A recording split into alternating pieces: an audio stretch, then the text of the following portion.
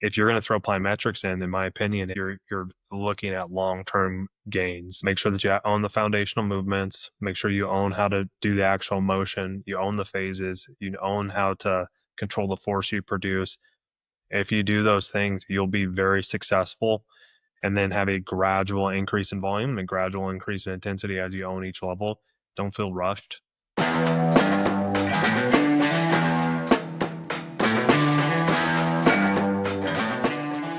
Welcome back to another episode of Past Your Prime. Quick reminder, if you have not subscribed or followed, I think Apple does follows, not subscriptions. Either way, if you haven't subscribed or followed yet, just click that button really quickly for us. It's free, helps out the podcast a lot, and we'd appreciate it. Now on to episode number 26. Today, we wanted to talk about plyometrics. Yes. Plyos, which I think are often the thing that scare people the most when we talk about training. Yeah. And jumping is one of those things that, especially as an aging athlete, it can definitely make you stronger. We talked a little bit about youth development before the podcast today, and I don't think we'll dive into it today, but, kids these days aren't jumping and climbing trees and running from the police like we were. They definitely are not. Oh man, but there's some consequences to that level of inactivity that we see in some of the kids, and I think we will hit that in a future episode. Yeah, I mean, I know that I've participated in plyos or plyometric exercises for as long as I can remember. I mean, I want to say probably when I was 14. Freshman year of high school is when I first did a first plyometric workout. And it was just like some dot drills, some really basic things. A calf isn't the same calf that I had when I was 14. And so Size-wise, or? No, they were the same size. Oh, yeah. You were born like that. Yeah, I was talking with my dad yesterday, and we were talking about how when I was 8 years old, the boys club up in Buffalo, New York, I was maxing out the calf machine at like 8 or 9 years old. So Oh God, I couldn't dunk then, but I was probably pretty close at 8 or 9 years old. Yeah, no, that's a bit of a lie, but the calf machine was true. I was maxing out the like Universal Gym with like the red sparkly padding. Oh, I know exactly what you're talking about. Yeah, everybody knows about those. That ages us a bit, I'm sure. Anyway, so I'm Alex, pro volleyball player, enormous calves. This is Craig. He's a what did you want to say? A life professional? I'm a life professional. I'm a physical therapist. I have normal sized calves. They're proportional to my body. I think that's a big thing for us to make sure it gets mentioned every episode. Yeah. Well done. Thank you. Okay, so let's just start off with like basic understanding. What are plyometrics?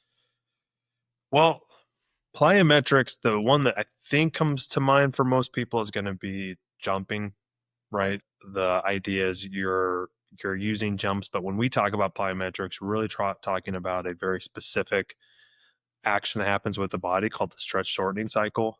The stretch-shortening cycle is basically you rapidly go into an eccentric phase. We will use a jump. So you start to go into a squat, but you don't go into a full squat. And that actually triggers a reflex, a nervous system response that causes your body to be able to exert more muscle force and take advantage of tendon energy that's been stored by that motion to basically be able to produce a more forceful contraction going in the opposite direction. Kind of like a rubber band. If you stretch a rubber band out and let it go, it produces a lot of force that can hurt your fingers if you snap it. If you let it snap on you. Yeah. I actually did that once with a huge, have you ever seen a trash can rubber band? Oh, yeah. Yeah. Ow.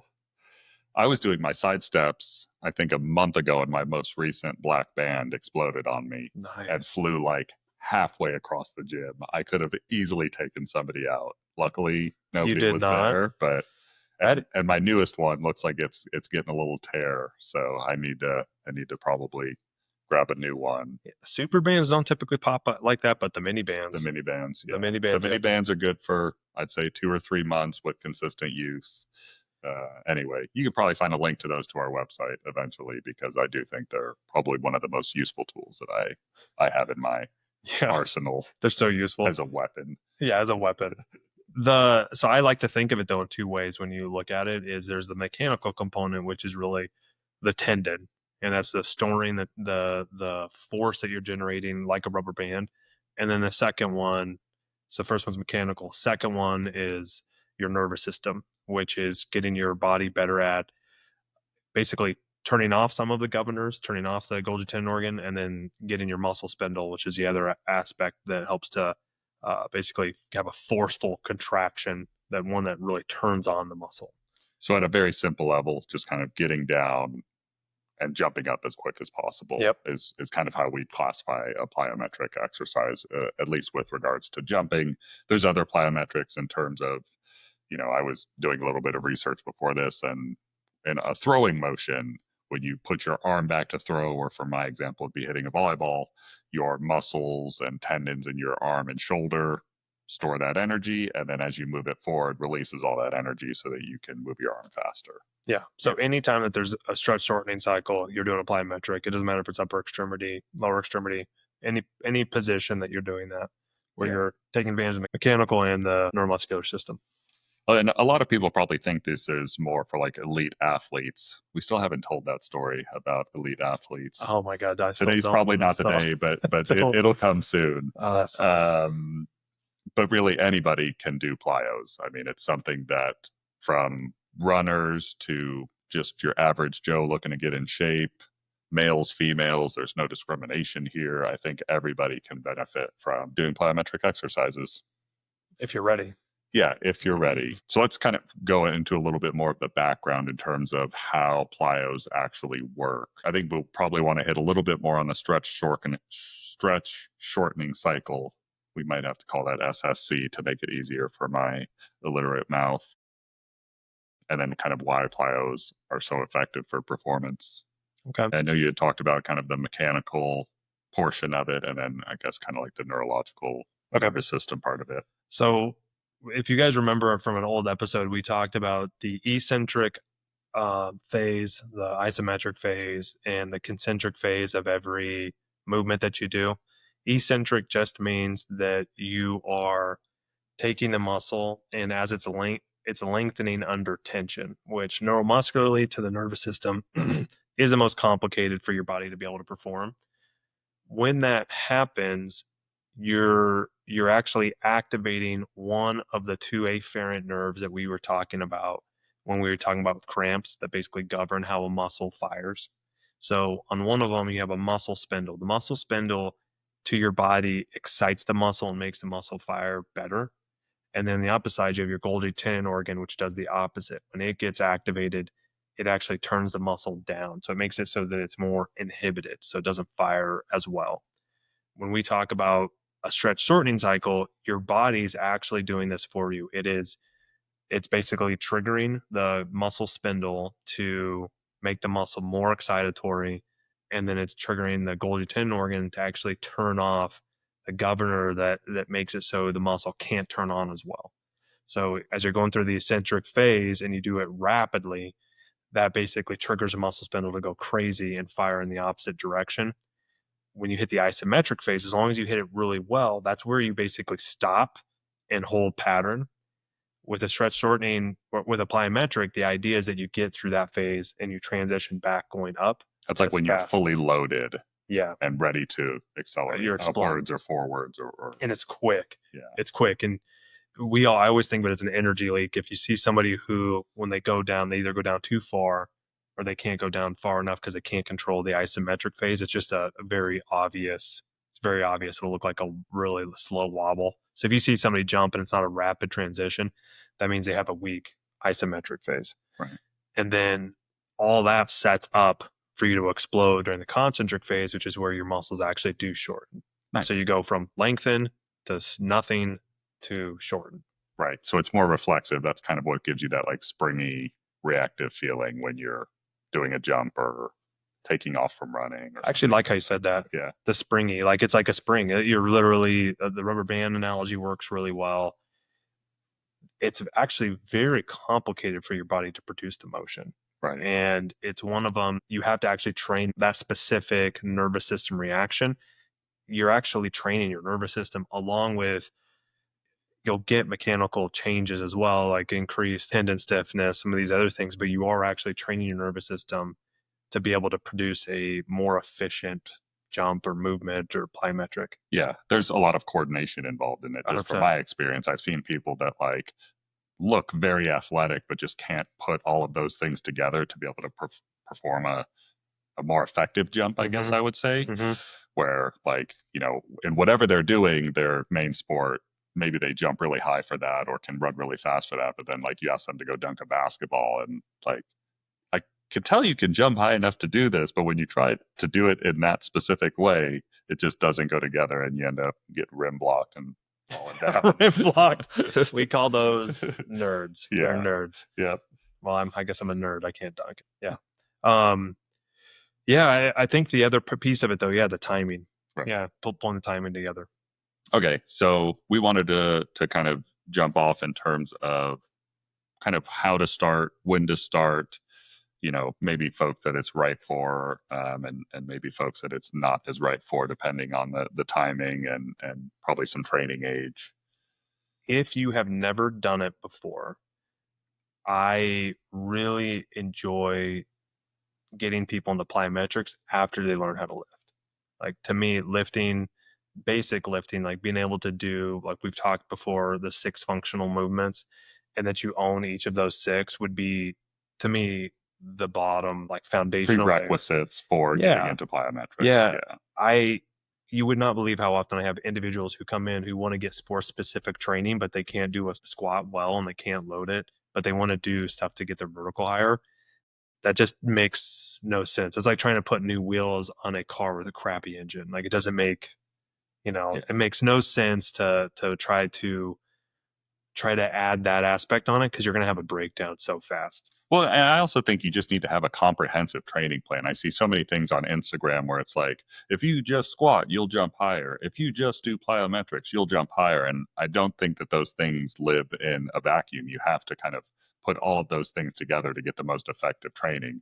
Yes, you might see some increases from doing these things individually, but if you work on your coordination, if you work on your strength, and if you work on the actual plyometrics, I guess, altogether, you're going to have a better outcome in terms of performance. I think that long term, especially so, even if you're somebody who's not doing sports, you're just trying to be physically active. Yeah. The benefits it has to your nervous system and to me, those are the 2 biggest things: nervous system and tendon health.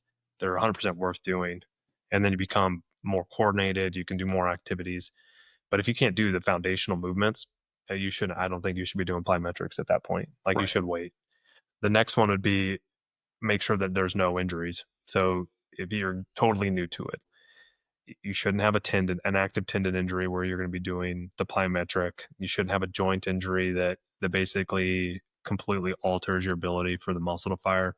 You shouldn't have an issue with current cramping that gets set off really easy, especially in the muscle that you're going to be producing the plyometric and the stretch shortening cycle in. Those should not be easily cramping. You don't want to have a recent muscle tear. Any of those things that are currently happening, because the plyometric itself can dramatically exacerbate each of those conditions.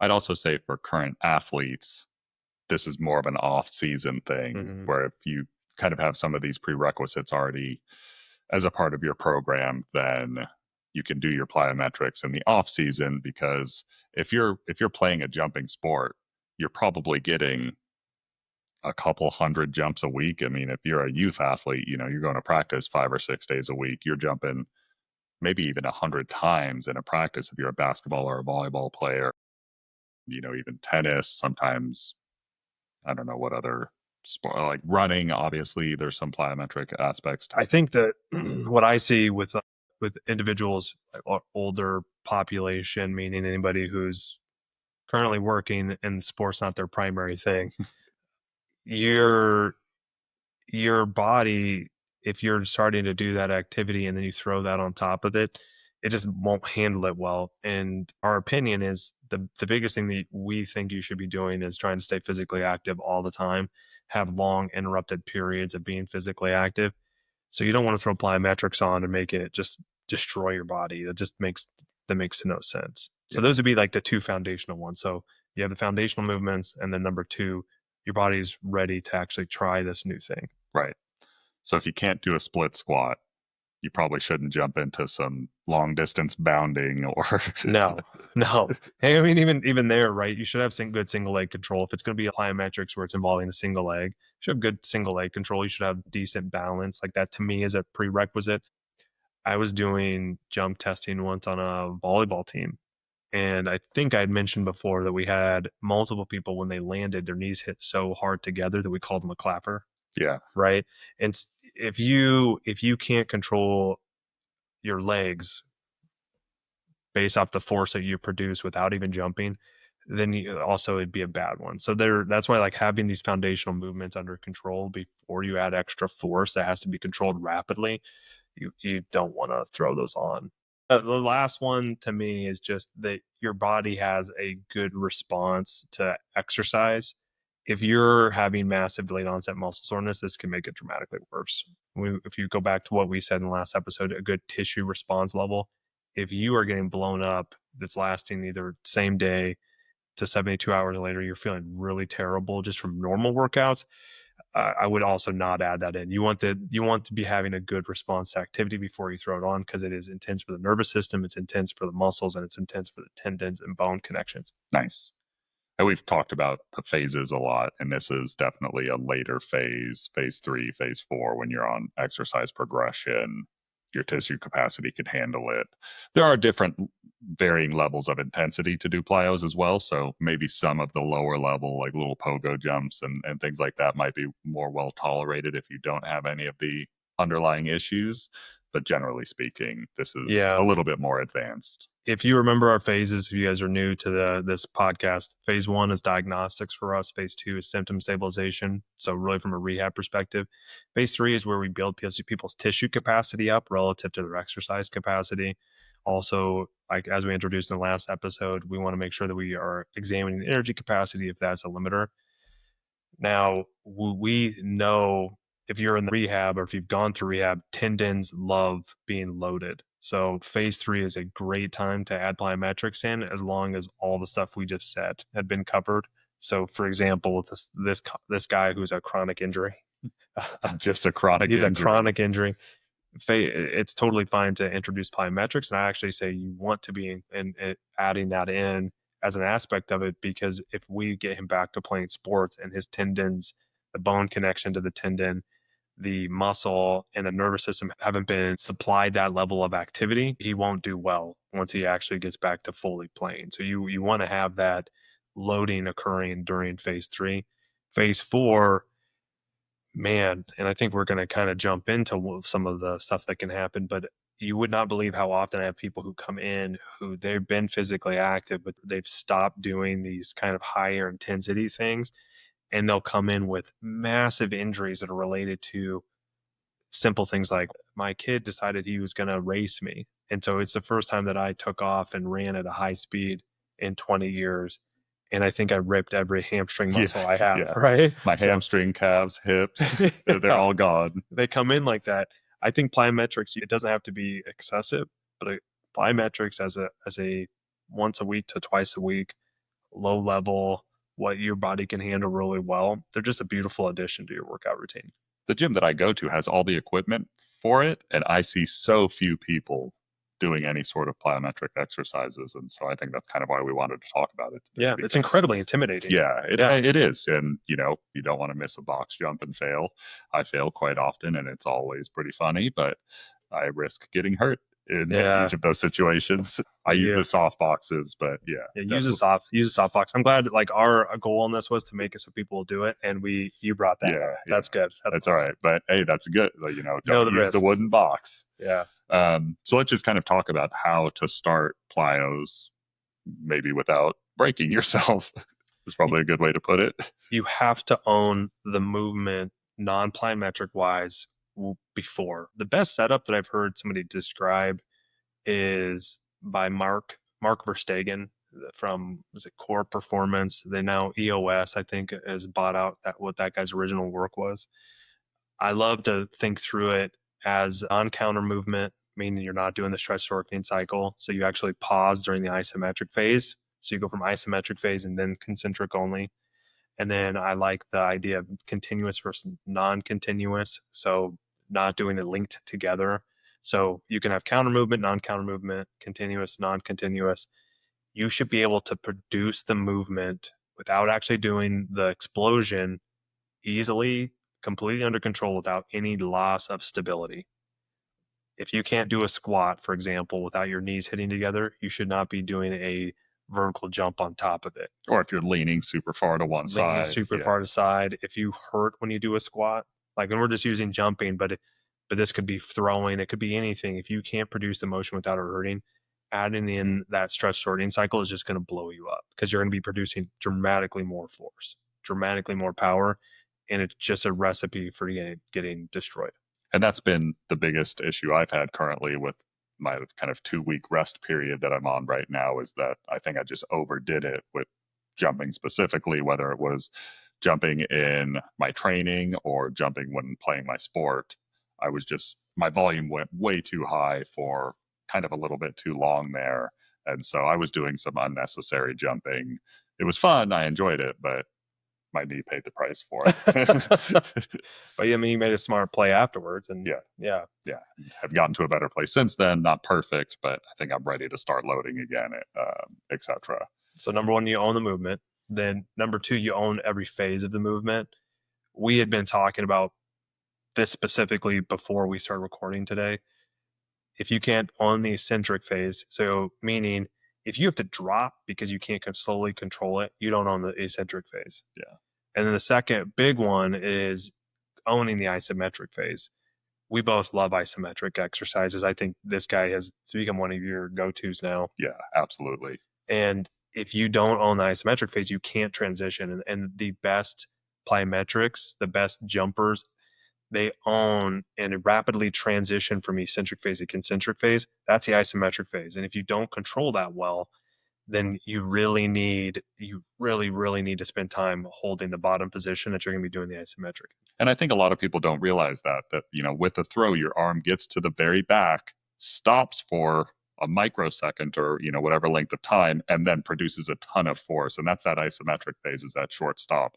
When you're jumping, you get down into your loaded position, you stop for that blip of a second, and then explode out of it to produce your jump. And so being able to control that phase is kind of what Craig is talking about there. And so if you think of it from a progression standpoint, how I look at it would be, if you're doing a sit to stand, when you sit down during a sit to stand, you're taking out the isometric phase. So that would allow you to work on the eccentric phase by itself, the going down part. And then if you want to work on the isometric phase, you literally just start in the isometric. So you go to the bottom position that you're going to be in for the jump or for producing this motion, and you would hold it. Yeah. One of the things that you introduced me to that originally I thought was just kind of dumb, like, why are you having me jump off a box and just land, but a landing drill. So you'd start on a short box and kind of stick your landing, and you'd stop in kind of that isometric phase. When you land, you can progress those things to a depth jump where you jump off a box and then jump. But really just getting that landing part was a very good, maybe 12-inch box, just stepping off of the box and landing on 2 feet. That's a great 1 point. foot. We did some 1 foot variations too, but like at the most simple level, just landing. Yeah. So I would say you got basic motion, you own the phases, and then landing drills, or drills so that you control whatever force you produce. With jumping, it's the landing, right? Your knees should not hit together. It should sound very soft. You shouldn't feel like you're extending your knees, which is one of the most common mistakes that we see in our female athletes. Is for some reason it's a lot more common when you land, you'll actually extend, which is the opposite of what should happen. It should be that your knees flex and your quads absorb the force. With throwing is another good one. It's really interesting how often people can't slow their arm down well, right? That's why the most common injury I see. You remember with wiffle ball? Yeah. Right.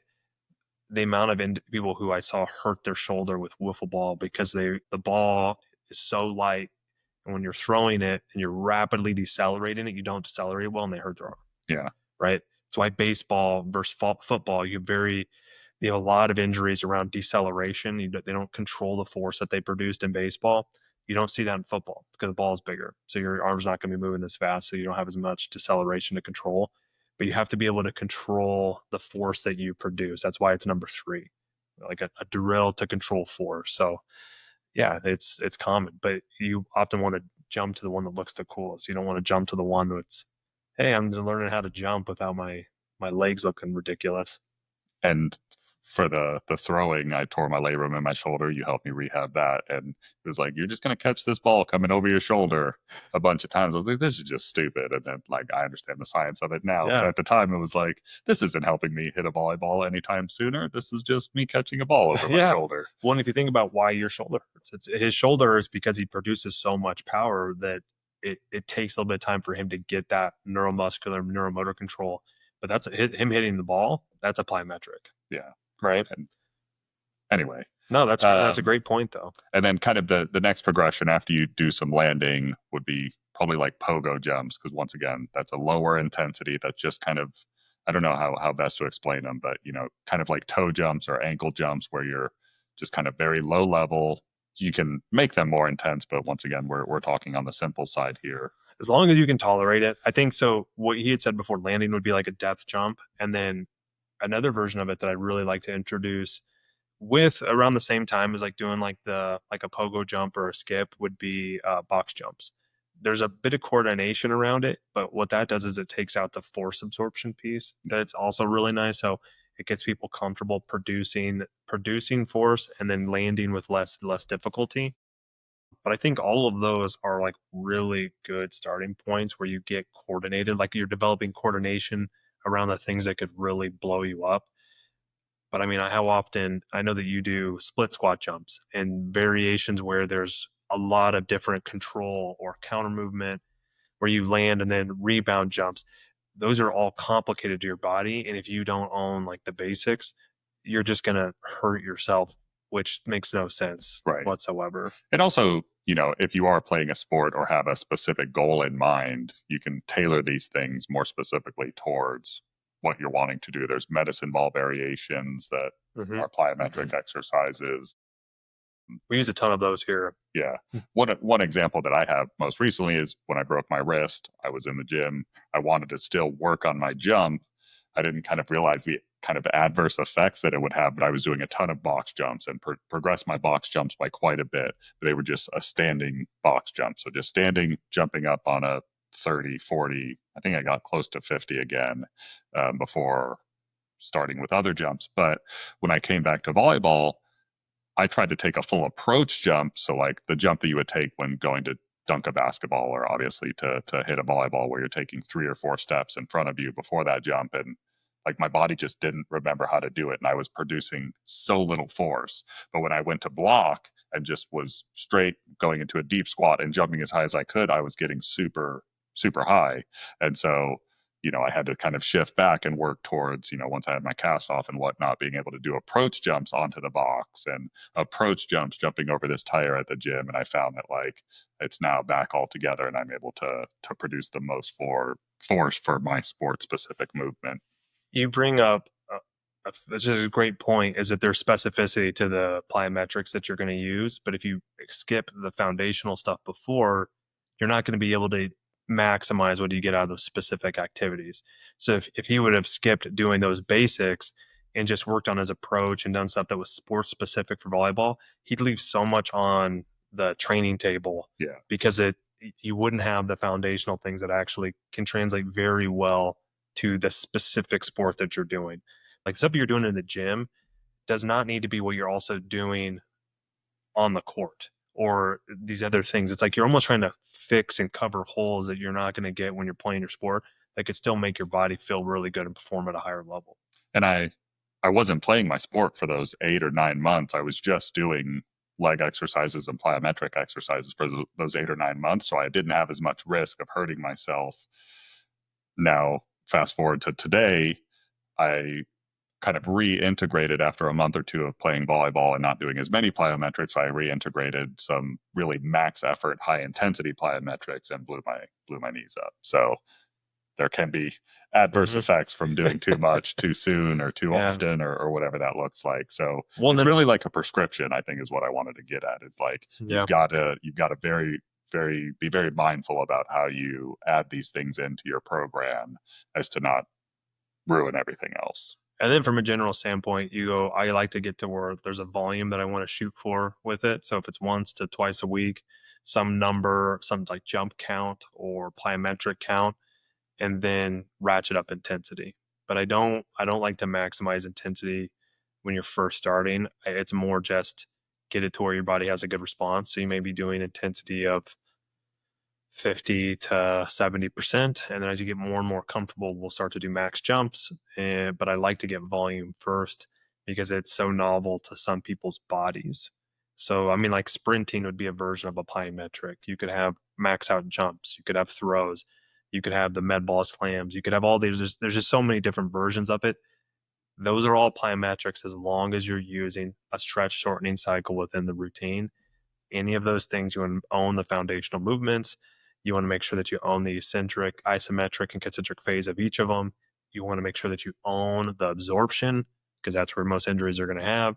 And then you want to gradual build through ones that are more easy, like he was talking about, that are basically the foundation for all the other plyometric moves. And then you want to get into specifically training the ones that are going to be most useful for you, but you don't want to skip any steps. And it doesn't need to be a super high dose either. I think that's worth noting is that most of my workouts were 20 jumps or less in the Yeah. gym. And that was all I needed 2 to 3 times a week to make some pretty big improvements over the 8-month cycle I was on. So Well, because you're training your nervous system. Yeah. Like, so the nervous system change is going to be big. And then the mechanical changes that are happening at the tendon and bone, those are going to take months and months of continuous training. So that's where the big changes he's made were nervous system. And then if you think he's starting to link, months together to years together, that's where you're going to get heavy tendon and bone changes that result in the fantastic gains that you can get. yeah, the adaptation takes a while. Mm-hmm. Not a quick thing. You can't just do this, 2 or 3 times and expect to see major improvement. No. And then we wanted to talk a little bit. I know we both kind of did some research just when we were talking about Plyos before this, and our favorite tendon is coming back into here, the Golgi, The GTO, the GTO, the Bulgogi.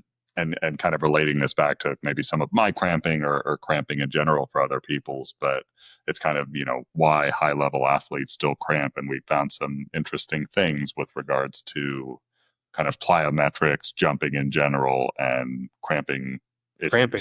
I hadn't really been thinking about it. I mean, we know that with the stretch shortening cycle, you're having the muscle spindles becoming more active. So remember, muscle spindle is the one that's going to make the muscle fire more.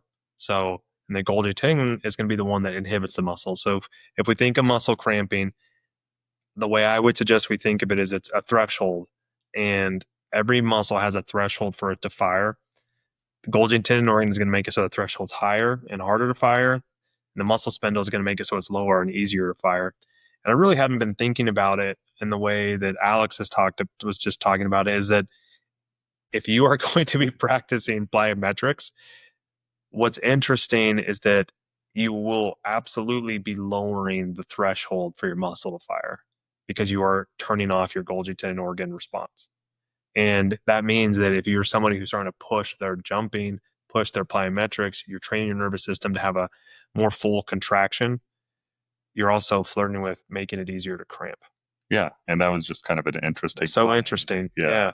And it was just a way I hadn't really thought of it. And to me, doesn't that kind of tell you if you have a history of cramping and you know that you have a history of cramping, but you know that you need this, you want to add this in as a training tool, you really need to think through like, okay, how am I making sure that I'm recovering well from this so that that muscle is not firing too easy? And there's things that you can work on to make your turning on and turning off of the muscle better. Yes.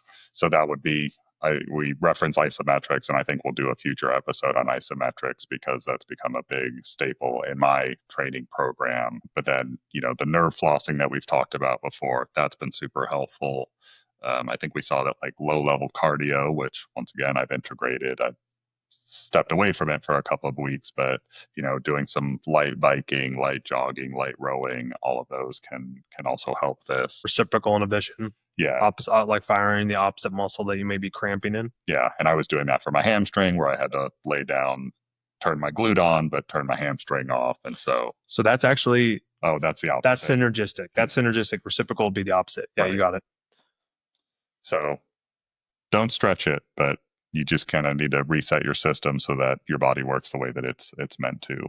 Yeah, and I think you can thread the needle here. It's more, another one of the ideas is that if you are cramping, get that managed first before you start to throw this in. Because if you go for this, you're going to actually make your cramping worse, especially if it's a muscle that you already cramp in. Right. So to close it out, what's kind of your big takeaway if somebody's looking to add plyos into their training regimen or program? Be systematic about it. Make sure that your body's ready for it. Make sure that you own the foundational movements. Make sure you own how to do the actual motion. You own the phases. You own how to control the force you produce. If you do those things, you'll be very successful, and then have a gradual increase in volume and a gradual increase in intensity as you own each level. Don't feel rushed. If you're going to throw plyometrics in my opinion, it's you're looking at long-term gains. Yeah, slow long-term progression. Mm-hmm. And the idea that you need to have it tomorrow is a mistake. If you're looking to do it for like really increasing your performance, but those other pieces are missing, it's not gonna, you're not gonna have the performance gains. They're gonna be transient. They're gonna go away quickly because you're gonna be hurt, or you're gonna hit a artificial stop that, or like top that you can't get to because your foundation is garbage. Yeah. So hit the prerequisites first, and that'll just give you more success in advancing your plyos. Yeah, and long-term success on it, right? The longer you have uninterrupted training, the better your results are going to be. Love it. All right. I think that closes it out. Like, comment, subscribe, follow, share. We'll see you on the next one. Peace. Peace. PYP, baby.